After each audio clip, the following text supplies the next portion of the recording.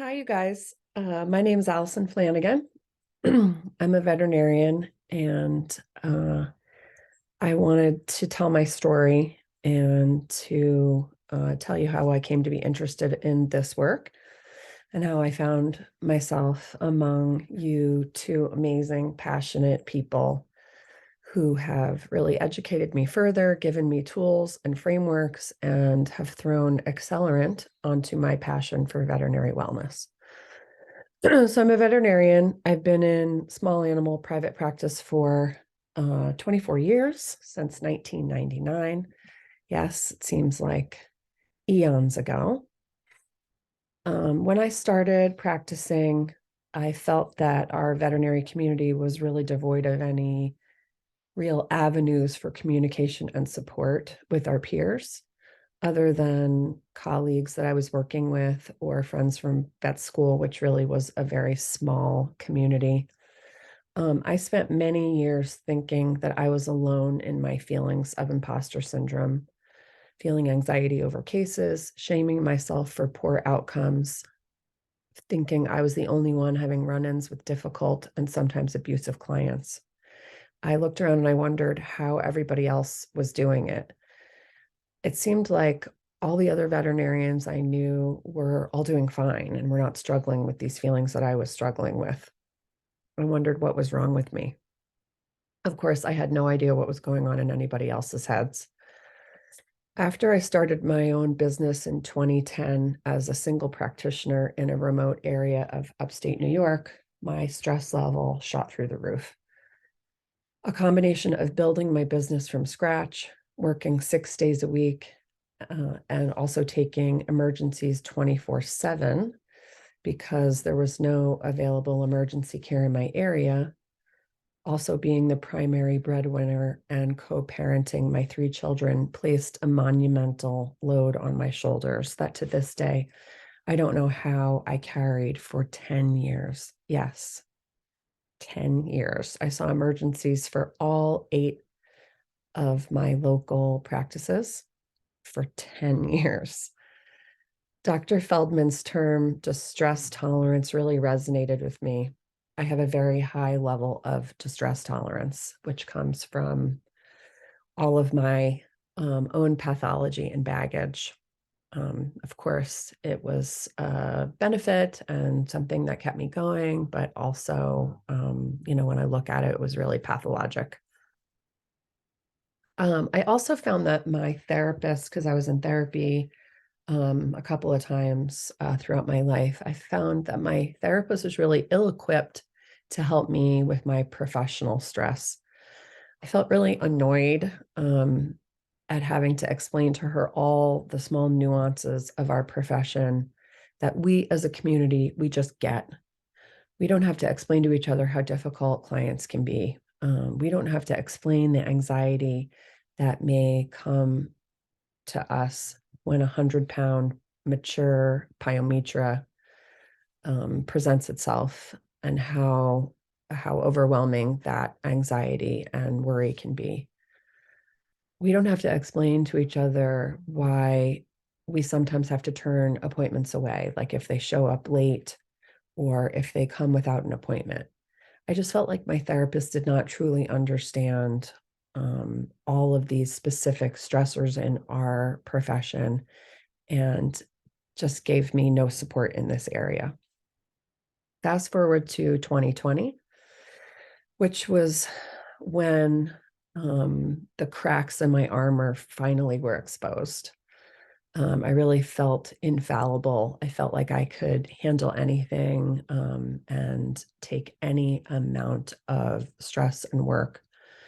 When COVID hit, um, I was able to stay open and negotiate. We immediately went to curbside. But the increase in demand that my hospital took on really did me in. Um, I we live in a tourist area, and we had tons of people that moved from downstate New York up into our really remote area, seeking safety. And the increase in our business was just incredible. I am embarrassed to admit that in the summer of 2020, I was averaging 50 appointments a day. Just me, my 3 technicians, and 4 other support staff. I'd get home, I'd put my feet up, I'd pour myself a glass of wine, and the phone would ring for an emergency. I finally had to admit that I'd reached my ceiling. In fact, the way I envision it is that my head was dragging against the ceiling. I never really had a distinct moment of breakdown, but rather many small ones. My very first change was to stop seeing emergencies, which to this day I still have to defend to my clients. In fact, this morning in my appointments, I had, one of my old time clients that I had to go over it all again with him. There was such a community outrage that I actually had to go on to the local radio station to explain why I couldn't sustain seeing emergencies any longer. It was around then that I decided that I needed an exit strategy, and I started to hatch my plan to sell my practice, which I blessedly did in July of 2022, last July, almost a year ago.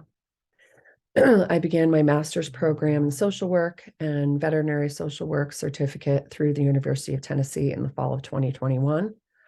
I'll graduate in May of 2025, around the same time that my contract is up. I will move to veterinary social work, and I will join you two, Quincy and Renee, in intentional veterinary well-being. How did I do it? How did I carry that impossible load all those years? So many of the tenets of your courses resonated with my journey. A lot of the principles of Getmotiveted are things that helped me have strength, resiliency, and tools. First, I had an unwavering, unfaltering vision of success in the building of my hospital. I was determined to be the most successful hospital in my region. I would drive to work in the morning blasting heavy metal to pump myself up. I'm a true believer in all of the visualization and manifestation practices that you two talk about. I read The Secret about 15 years ago, and many of the books on your recommended reading list, I've also put these into practice. When I first opened and had only 4 appointments a day, I used to imagine in my mind the schedule fully booked.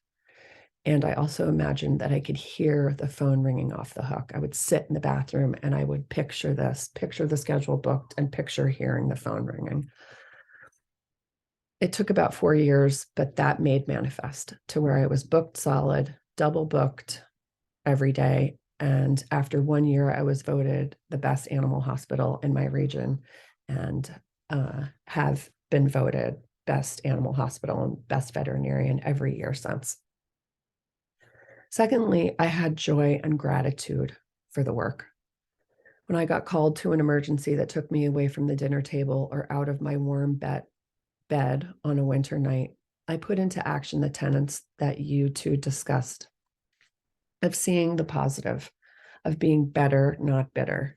I could easily have complained about it, but rather I would say a prayer of gratitude for the blessing of being able to provide for my community and for my family. Third, I had my army of support. I have a loving, devoted, and supportive husband that would get out of bed every night with me for those emergencies so that I didn't have to go to the hospital alone. I have supportive and loving parents. I have incredible relationships with my children, and I have a full circle of friends. Fourth, I made time for an activity that filled my cup and recharged my battery, and that was my yoga. Like Renee, yoga changed my life. It became my religion, my therapy, my escape, and my exercise. It was the only thing that I had that was only for me. I spent many years giving to others. I had absolutely no professional boundaries. I never said no to a client. And strangely, I prided myself on this. And now I see that it was foolish bravado. Yoga was the one place that I was willing to take for me. I truly believe that it was the 3 to 5 times a week yoga classes that saved me and kept me going. There are many reasons why I decided to switch gears to caring for humans in this field for my retirement. One massive piece of my puzzle is that my best friend from veterinary school, Dr. Robin Dolliver, died by suicide on July 4th, 2015, using a butterfly catheter and euthanasia solution. She struggled with so many things, and perfection in being a veterinarian was one of them. Another reason that I want to proceed with the wellness journey is that I'm older and I have been on the front lines of practice for 24 years, 13 of them as a practice owner. I've experienced all the aspects of private practice. I want to share my experience with younger veterinary professionals. There were many things about the Getmotiveted courses that I loved and that resonated with me. Many that were new to me, many aspects that were new to me. I loved the 5 well-being steps. I feel like I embodied all 5 of them in achieving my dream of building a successful business. They are a clear and concise path to follow. I also really love the content about maximizing your 24 hours. I'm a long-time multitasker, but the stacking concept took this to the next level. I do homework while I'm in the bathtub, and I listen to motivational books while driving. What was novel to me was how even eliminating 1 hour of nonsense, like scrolling on the Instagram reels, could be compounded into multiple hours a week of positive activities, like walking my dogs while reciting a mantra could actually equate to 3 hours of positive action in one. It's brilliant. I will consider waking up early. I have a bad habit of grabbing my phone first thing, and I am going to aim to work on getting up and choosing more positive activity. I've taken a few suicide trainings, but the course material with Dr. Feldman, especially the Is Path Warm mnemonic, was incredibly eye-opening and very usable. Lastly, your courses reiterated concepts that I have already been using, but reminded me that they are important to nurture. All the activities outside of work that fill me and keep my battery charged and keep me happy so that I can give and continue to caretake, like my love of live music and dancing, my love of cooking and also eating, time with my family, traveling, time to laugh and swim and be in nature. Taking time for these things are not extras. They are not selfish, which there were times in my life that I felt like they were. They are necessities to keep us charged up, vibrant, joyful, and therefore ready to do the work that is important to us. I am so, so, so grateful to have been introduced to you both. I'm so grateful that you're doing this very important work and that you're touching so many veterinary professionals. And I am really excited to join you in this helping work. I really hope to meet you both in person someday. Thank you so much.